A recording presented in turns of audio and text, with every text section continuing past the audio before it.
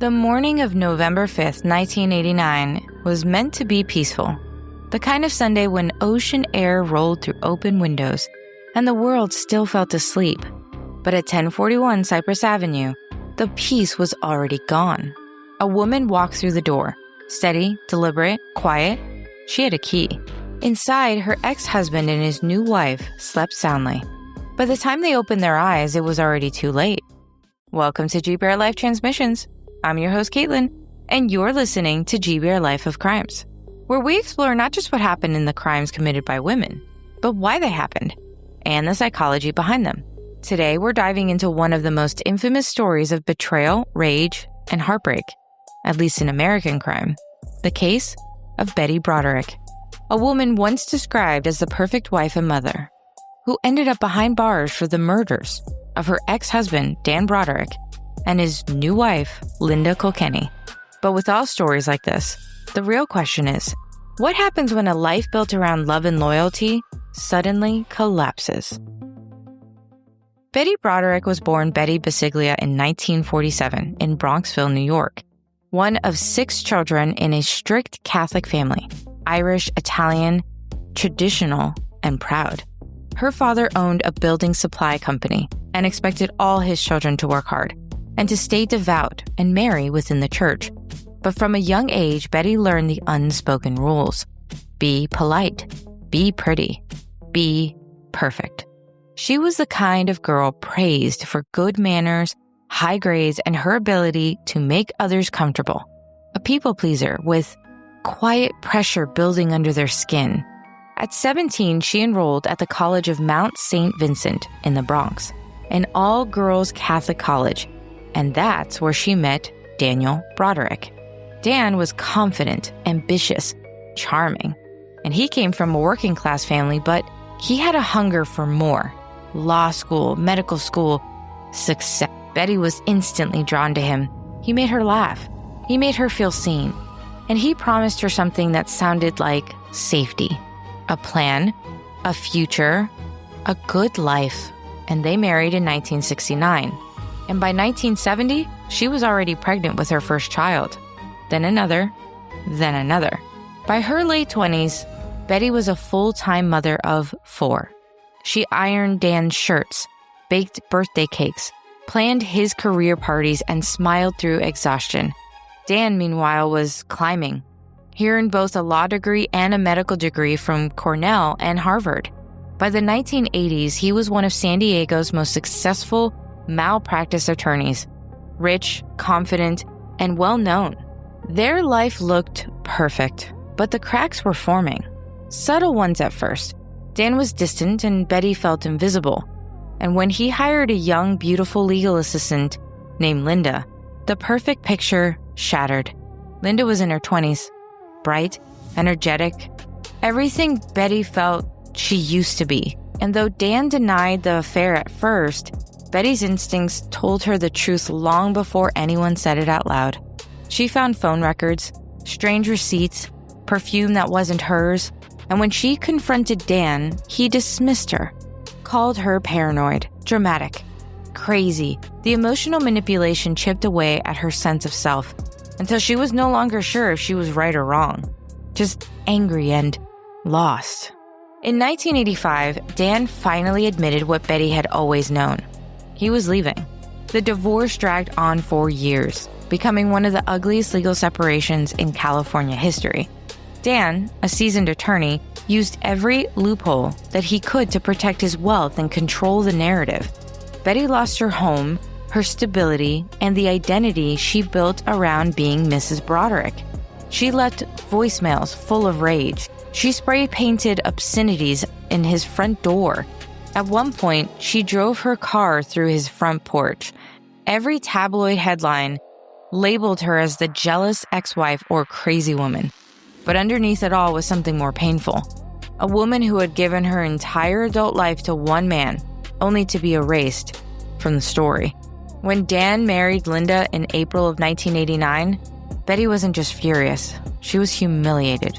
And humiliation, especially after years of being dismissed and replaced, can turn love into obsession.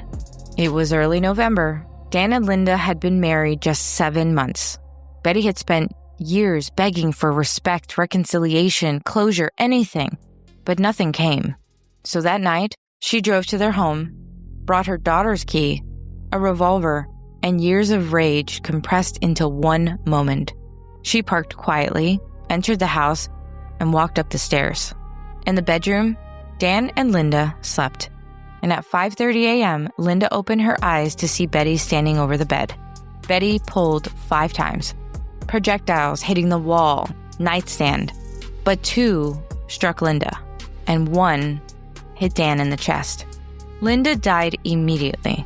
Dan, shot through the lungs, gasped, "Okay, Betty pulled the phone cord from the wall so he couldn't call for help," and she walked out. She called her daughter later and said, "I didn't mean to kill him. I just wanted him to listen." Betty turned herself in, but the case wasn't simple. To the world, she was a murderer, but to some, she was a symbol, a woman who had been emotionally abused, publicly humiliated, and finally snapped. The trials, because there were 2, became national spectacles. Her first trial ended in a hung jury. The second, in 1991, found her guilty of 2 counts of second-degree murder. She was sentenced to 32 years to life in prison. Even in interviews from prison, Betty never saw herself as a cold-blooded killer. She described herself as a victim of manipulation, of psychological torment, of a society that told women their worth ended when their marriages did. She said, "I was the perfect wife. I did everything I was supposed to do, but it was never enough." And her children were divided. 2 believed she deserved mercy. The others believed she deserved life in prison. And Dan's friends called her dangerous. But many women watching at home quietly whispered, "I get it." So what drives someone like Betty, an educated, devoted wife, to this extreme? Psychologists have long debated her mental state. And while she was never officially diagnosed, her behavior and emotional patterns suggest traits consistent with borderline personality disorder and dependent personality disorder, conditions often linked to intense fear of abandonment and emotional instability. For decades, Betty's identity was fused with her husband's success. She lived through him, for him, around him. So when Dan left, she didn't just lose a marriage, she lost her reflection. Her sense of worth evaporated. And people with dependent tendencies often struggle when the person they rely on emotionally suddenly disappears. Add the rejection, the replacement, and the public humiliation, and it can push someone with borderline traits past their breaking point. In Betty's case, her emotions became unregulated. Anger, despair, and obsession all cycling rapidly. Every slight, every court hearing, every new paragraph of Dan and Linda together reinforced the same unbearable message. You've been erased.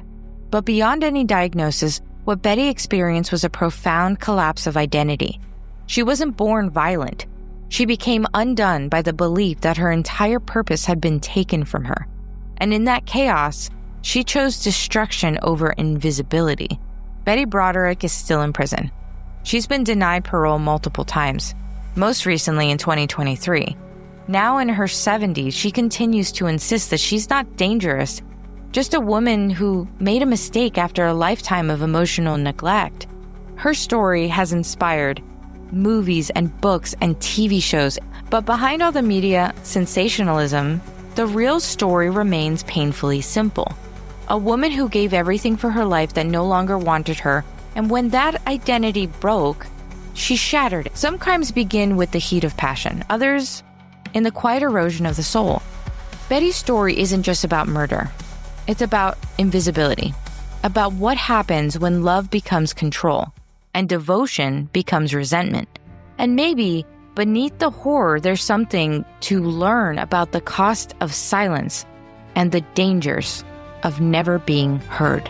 This has been GBRLIFE of Crimes, part of GBRLIFE Transmissions. I'm Caitlin, reminding you that understanding the darkness helps us appreciate the light. Join me next time as we uncover another case that challenges everything we thought we knew about the criminal mind.